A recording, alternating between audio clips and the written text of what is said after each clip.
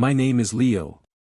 For 8 years, I built my life like I build buildings, with a clear blueprint, reliable materials, and an expectation that it would stand. I'm an architect.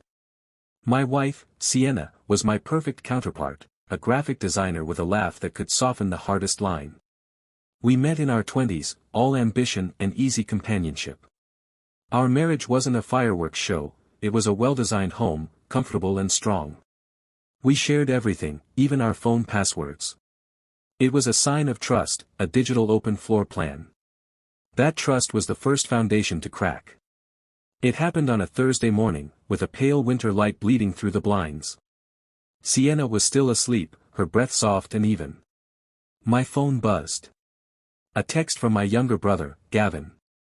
"Hey man, can you ask Sienna to text Bryn on my phone? Bryn dropped hers in the sink last night. They're still finalizing their spa weekend plans. Bryn is Gavin's wife. Sienna's best friend. The four of us were a unit. This weekend, the girls were supposedly heading to a luxury retreat in the mountains. Gavin and I had plans to watch the game, drink beer, and pretend we weren't jealous of the massages. A stupid, playful idea popped into my head. I'd text Bryn back as Sienna, say something ridiculous like, "Can't wait. Just booked us for the deluxe seaweed wrap and a seminar on crystal healing."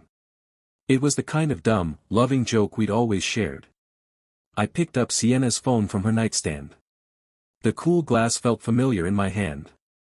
I opened her messages, found the thread with Gavin.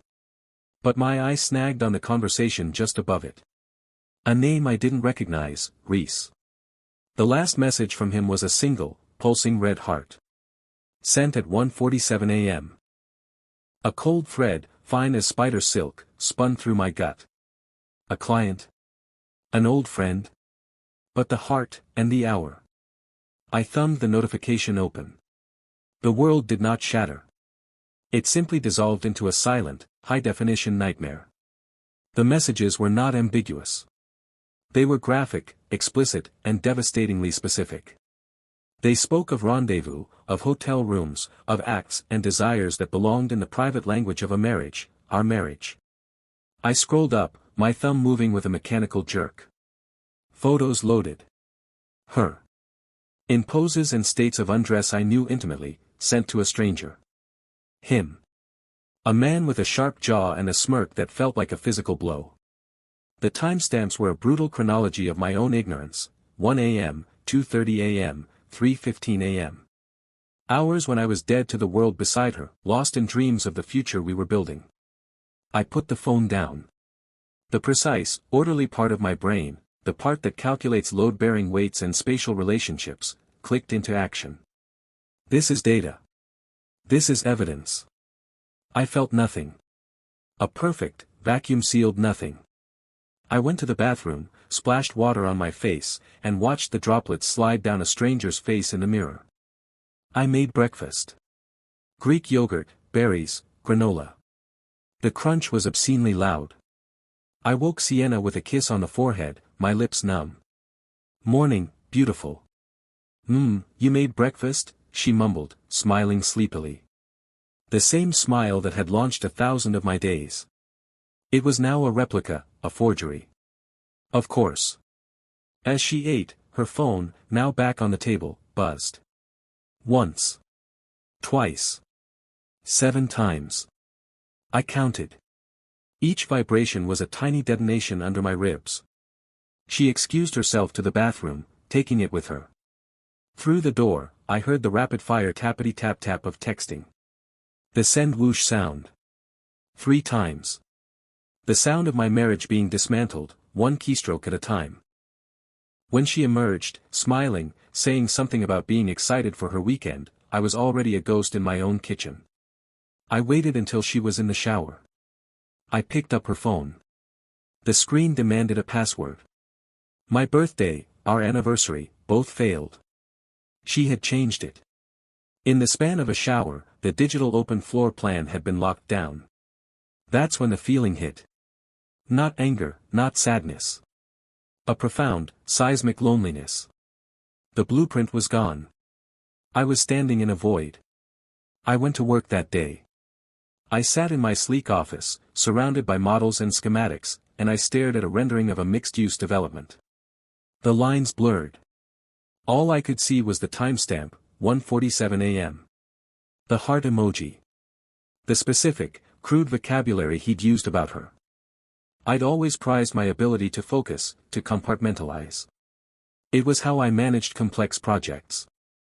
Now, that same skill walled me off in a chamber of silent horror. My assistant, Mara, asked me twice about the materials schedule for the community center project. I gave her nonsense answers. She frowned, concerned. "Leo, are you feeling okay? You look pale." "Migraine," I lied, the word like gravel. "Pushing through." At lunch, I didn't eat. I drove to a quiet park and sat in my car. The silence was deafening. I replayed the last 6 months in my head. The late nights she'd said she was working on a big branding project. The new, more frequent girls' nights with Bryn.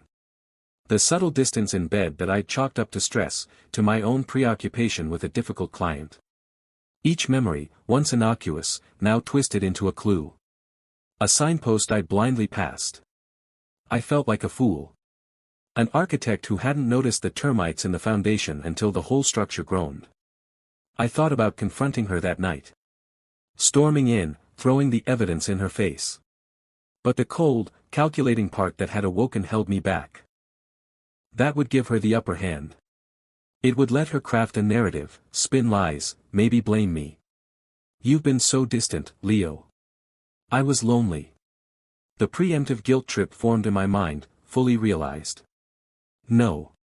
If this was a demolition, I would control it. I would document every structural flaw before bringing down the wrecking ball. The next 72 hours became a grim, parallel project. My real work faded into background noise. My new project was Operation Autopsy. I hired a man named Everett. I found him through a discreet referral from a lawyer friend. We met at a bland chain hotel bar. He was ex-military, with a calm voice and eyes that missed nothing. He didn't offer pity, just facts. "Surveillance is patience," he told me, sipping a club soda. "Emotion is the enemy of observation." I gave him a retainer. It felt like paying a sculptor to carve my own tombstone. He asked for recent photos of Sienna, a description of her car, her known routines. Providing them felt like the deepest betrayal, yet I did it with robotic efficiency. Sienna left Friday evening, a weekend bag slung over her shoulder. "Girl time," she chirped, kissing my cheek. Her perfume, usually a comfort, now smelled like chemical betrayal. "Love you, Leo." "Love you too," I said, the oldest, easiest lie. "Drive safe." The moment her taillights vanished, the house screamed with silence. I poured a whiskey but didn't drink it. I just watched the amber liquid cling to the glass. Then, I got to work. With Everett's remote guidance via an encrypted chat, I bypassed her phone's security. It wasn't spy movie stuff, it was a methodical process of using her laptop, which was still signed into her iCloud, to trigger a backup and exploit a forgotten security question. The dam broke. The messages with Rhys were even worse than the preview. They planned meetups, compared notes on their boring spouses. Leo just talks about concrete stress tolerances. It's like dating a spreadsheet, and crafted elaborate lies. Bryn's name was woven throughout, cover stories, alibis. My sweet, seemingly scatterbrained sister-in-law was the chief architect of the deception. In one message, Sienna wrote, "Bryn is a rock. She'll keep Gavin and Leo off the scent. She's better at this than I am." The rock. The foundation of our social circle. It was all rotten. I screenshot everything. I compiled a digital dossier, messages, photos, bank records showing hotel charges from a previous client meeting, credit card statements for dinners for two. I moved with a cold, clinical efficiency. My heart was a frozen, silent thing in my chest. I emailed it all to a new, anonymous encrypted account.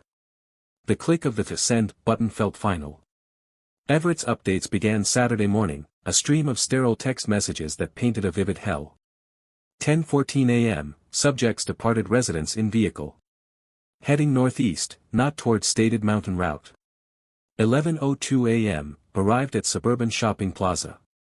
Subject Bryn exited vehicle and entered coffee shop. Subject Sienna remained in car, appears agitated. 11:47 a.m., Bryn re-entered vehicle. Driving pattern is erratic, multiple unnecessary turns. Possible counter-surveillance behavior or heightened paranoia. Each message was a nail. I sat in my silent, modern living room, a space I'd designed for us, all clean lines and soft light, and watched my life dismantle via text. Gavin texted me about game day snacks. "You bringing those spicy wings or what?" I replied with a thumbs-up emoji. I was acting in a play where I was the only one who didn't know the script was a tragedy. I felt a surge of nausea, not for me, but for Gavin. What did he know? Was he sitting in his own living room, equally oblivious? Everett's next update turned the screw. 1:32 p.m., arrived at mid-tier chain hotel. Both subjects entered. Met briefly with unidentified male in lobby, see attached image. Man appears to be hotel staff. Subjects now in restaurant. A grainy photo loaded. Sienna and Bryn, laughing over menus. A man in a polo shirt stood by their table. My breath hitched. Was this Rhys? He didn't match the photos. The mystery was its own torture. Was there a third man? A fourth? The scope of the betrayal seemed to expand in real time, becoming a bottomless pit. The updates became a tense, real-time thriller I never wanted to star in. 2:15 p.m., subjects left hotel at a hurried pace. Entered vehicle and drove to residential neighborhood. Single-story residence. Male subject, matches photo from phone, Rhys exited house. Subjects shared prolonged intimate embrace before entering residence. Attached was a crystal-clear image. Sienna, wrapped around a man who was not me. His hand on the small of her back, a place that was once my territory. The clinical freeze frame of the kiss was more violent than any shouting match. It was a fact. A truth. I stared at it until the pixels blurred, not from tears, but from a willful, burning focus. Remember this. This is the shape of the end. Then, a new, more personal hell arrived via my own phone. A text from Gavin, minutes later. Gavin, Leo. Bryn just called. She says Sienna's cheating on you. She's at some guy's house. I don't know what to do. Panic, hot and acidic, flooded the cold void inside me. If Sienna found out I knew, my careful evidence gathering would be over. My control would vanish. I had to contain this. Gavin's pain was a secondary concern, a terrible, brotherly guilt I would feel later. Right now, I had to manage the crisis. Me, Gav. Listen to me. Do not say anything to Bryn. Do not confront Sienna. I need you to pretend you never told me. It's critical. Gavin, what? Why? Dude, this is fucked. Me, it is. And I'm handling it. But I need time. For both of us. Can you do that? Can you play dumb? There was a long pause. I pictured my little brother, his face crumpled in confusion and hurt. Our parents had a messy, drawn-out divorce. We'd vowed never to let that happen to us. The irony was a bitter pill. Gavin, yeah. Yeah, I can. For you. The solidarity was a tiny, warm coal in the freezing dark. He was choosing me over his own wife in that moment. The weight of that loyalty was almost as heavy as the betrayal. The confrontation, when it came, wasn't a grand, cinematic explosion. It was a slow, suffocating leak of truth and lies, pooling around our feet. Sienna and Bryn returned Sunday afternoon, hours earlier than their fictional itinerary stated. Their energy was all forced brightness and tangled stories. They'd cut the trip short. Missed us too much. The mountain air wasn't relaxing, it was too thin. The lies were clumsy, pathetic things. I played my part, the concerned, slightly confused husband. I offered tea, moving through my own kitchen like a sleepwalker. We sat at our dining table, a beautiful slab of reclaimed oak I'd sourced and finished myself. 4 people sitting in the ruins of 2 marriages. The afternoon light was cruel, highlighting every nervous tick, every avoided glance. It was Bryn who broke first. The pressure cooker of guilt and fear blew its valve. She spun a tale where Sienna was the predator, the seductress who had lured her into this mess, and she, Bryn, was a reluctant, manipulated victim. She wept artistic tears, her voice trembling with practiced fragility. She kept pushing me, Gavin. She said it would be fun, an adventure. I was so weak. Sienna stared at her, pure betrayal flashing in her eyes, not toward me, but toward her co-conspirator. The irony was so thick I could taste it, metallic and cold. She's lying, Sienna said, her voice quiet but sharp, cutting through Bryn's sobs. We both wanted it. We planned it together. We were both bored. The word bored landed in the center of the table like a dead thing. 8 years. A home built together. A shared language of looks and touches. A future we'd sketched out on napkins and in daydreams. Reduced to boredom. It was the most honest and the most devastating thing she could have said. Gavin, to my surprise, didn't erupt. He looked at Bryn with a weary, profound disappointment that was far worse than anger. Just stop talking, he said softly, his voice hollow. The fight had gone out of him. In that moment, he seemed older than me, aged by a single, simple truth. The whole truth spilled out then, in messy, self-serving chunks. The fake spa weekend. The hotel rendezvous. The other man, Rhys, and his friend, a guy named Kieran. The swapping of partners. The drunken, sordid reality of it all, laid bare on my beautiful oak table. Sienna watched me as she spoke, searching for a crack in my stony facade, for a flicker of the forgiveness she could work on. She found only a reflection of her own ruin. Later, in the unbearable quiet of our bedroom, a room I designed for peace, for rest, she tried to bridge the chasm with grand, desperate gestures. She snatched her phone and slammed it onto the floorboards. The screen webbed with cracks. It's over with him. See.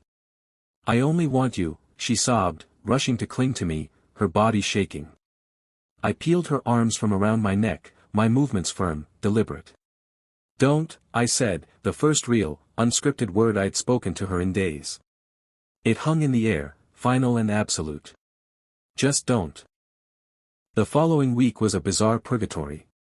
Sienna cycled through the stages of grief for a relationship that wasn't dead yet, denial, bargaining, rage. She became a caricature of a perfect wife. She made my favorite meals, the intricate ones she used to save for birthdays. She wore the specific lingerie she knew I loved, appearing in doorways with a hopeful, broken smile. She planned date nights with the desperate energy of a party planner on the Titanic, buying tickets to a play I'd mentioned months ago, booking a table at the impossible-to-get-into restaurant downtown. I was a ghost in the house, observing her performance. I ate the food, mostly in silence. I went to the play, sitting stiffly beside her, my mind 1,000 miles away, reviewing the clauses in the prenuptial agreement our lawyer had drawn up. When she reached for my hand in the dark theater, I let her hold it for a moment before gently extracting it to check a work email. The cruelty of my calmness was a new discovery. I could see it hurt her more than shouting ever would. I met with my lawyer, a razor-sharp woman named Ms. Vance whose office smelled of lemon and old paper. We reviewed the prenup, the clear clause about infidelity and the dissolution of assets. She paged through the dossier I'd provided. This is exceptionally thorough, Leo, she said, not with praise, but with professional assessment. It's airtight. This will be straightforward. The word straightforward should have been a relief. It just felt empty. My marriage was being reduced to a procedural task. The final, grotesque twist came from an unexpected quarter, Bryn. She showed up at our house unannounced on a Wednesday afternoon, a uniformed police officer in tow. Not for protection, I realized immediately, but for theatrical intimidation, a witness to her performance. She delivered a rehearsed monologue on the doorstep about how we had ruined her mental health, giving her anxiety and a compulsive nail-biting habit. She threatened restraining orders against all of us, Sienna, me, even Gavin, a fantastical legal scenario she'd clearly concocted from TV dramas. She saved her most venomous glare for Sienna, who stood behind me in the foyer, pale and still. I might have an STD because of you, Bryn hissed, her voice low and ugly. I'm getting tested. You should, too. You probably brought something home to Leo. The officer, a young man who looked profoundly embarrassed, offered an apologetic shrug after Bryn flounced back to her car. The door clicked shut. Sienna didn't move. Then, without a sound, she sank onto the bottom step of the staircase, not crying, just hollow. The alliance of deceit had ended not with a whimper, but with a toxic, spiteful war. The rock had shattered. I did break it off with him, you know, she said to the polished concrete floor, her voice barely a whisper. After that weekend. I told him it was over. It was real. I sent the message on my iPad. I hadn't known that. The revelation changed nothing about the past, the betrayal, the evidence. But it added a tragic, futile footnote to the story. Even her attempt at correction was too late, a gesture lost in the inferno she'd started. The end, when it came, was quiet. It was paperwork. I served her with divorce papers on a Tuesday morning, via a process server. She'd been served by Gavin's lawyer the day before. The two processes would run in parallel, a grim, bureaucratic duet. There was no more yelling. The fight, the performance, the desperate hope, it was all gone from her. She signed where her lawyer told her to. The prenup held. The division of assets was a swift, surgical amputation. She took her personal items, some furniture she'd brought into the marriage, and a small settlement. The house, my career, the investments, they remained mine. It was the win I'd coldly engineered. It tasted like dust. On her last day in the house, I was in my home office, pretending to work on blueprints for a lake house that would never be built. She stood in the doorway, a single suitcase by her feet. She looked younger somehow, and impossibly tired. I'm sorry, Leo, she said. It was the first apology that sounded stripped of all strategy, all manipulation. Just a raw, honest ache. I wasn't bored with you. I was bored with me. The person I'd become. And I was too much of a coward to fix myself, so I broke the most beautiful thing I had instead. I thought chaos would feel like being alive. I looked at her, this woman who had been my home, my partner, my muse for 8 years. The anger had finally melted, leaving behind a vast, quiet sorrow that felt as deep as the ocean. I understood her, in that moment, more than I had in years. Her flaw wasn't a lack of love for me, but a profound emptiness in herself, a void she tried to fill with secrets and illicit thrill. We'd built a perfect, beautiful structure, and she was the one who felt trapped inside it. I know, I said. And I did. She nodded, a single tear tracing a clean path through her makeup before dropping onto the wool of her coat. Then she turned, picked up her suitcase, and walked out. The click of the front door closing was the softest, most final sound I'd ever heard. Gavin and I didn't get revenge. We got therapy. Separately at first, then eventually together in a few joint sessions. We talked about our parents' messy, decade-long divorce. We talked about the unspoken pressure we'd put on ourselves to have the perfect lives we designed, as a reaction to the chaos of our childhood. Our bond, forged in the foxhole of a broken home, had been tested by a different kind of fire. It held, but it was scarred, tougher. The community center I was designing during the whole ordeal got built. I stood at the ribbon-cutting months later, alone in the crowd. The mayor gave a speech. The space was light-filled, functional, beautiful, with a playground that echoed the curves of the main hall. People shook my hand, said it was my best work. It felt like a monument to a life I'd left behind, a beautiful shell. A year almost to the day after Sienna left, I was hiking a rugged coastal trail, a trip Gavin had dragged me on to get some air, not just sit in your glass box and brood. My phone, now perpetually on, do not disturb, buzzed in my pocket. An email notification. The sender address was a jumble of letters, but the preview showed the first line, Leo, I hope this is okay to send. My pulse hammered, a relic of old panic. I found a flat rock overlooking the churning, gray-blue Pacific and opened it. It wasn't a plea. It wasn't a regret. It was a short, simple note. Leo. I hope this finds you well, and that it's okay I'm writing. I've been in therapy for a year now. Really doing the work. I'm living in a smaller city, working at a non-profit arts program for kids. It's humble. It's real. I'm dating someone, it's slow, and it's honest. I told him about everything, about you, right from the start. No more secrets. I'm writing because my therapist said I needed to offer a proper amends, without expecting anything in return. So here it is, I am so deeply, terribly sorry for the pain I caused you. For violating your trust, for disrespecting our history, for being a coward. You deserved so much better. You built a beautiful life, and I set fire to it. That is a weight I will always carry. I don't expect a reply. I don't deserve one. I just needed you to know that the person who did those things isn't here anymore. I'm finally becoming someone she wouldn't even recognize. I hope you are finding peace. I truly do. Sienna. I read it twice, sitting on that cold rock. The wind whipped at my jacket and stole the heat from the screen. The vast, indifferent sea stretched to the horizon. I didn't feel forgiveness, not yet. That would be a longer journey. But I felt something else settle in my chest, the quiet, definite closing of a door I'd been holding open with nothing but the sheer, exhausting force of my hurt. The story was no longer about a villain and a victim. It was just a story about two flawed people who had failed each other, one through action, the other through an inability to see what was happening until it was too late. I didn't reply. I deleted the email. Then I put my phone away, turned my face into the salt spray wind, and looked back at the trail ahead, muddy, rocky, ascending into the fog with no clear end in sight. Gavin was further up, waiting. The silence around me was no longer filled with static, with the phantom buzz of a betraying phone. It was just silence. And for the first time in a long, long while, that silence held within it the faint, fragile, but unmistakable promise of peace. Subscribe Karma Twin Voices for more.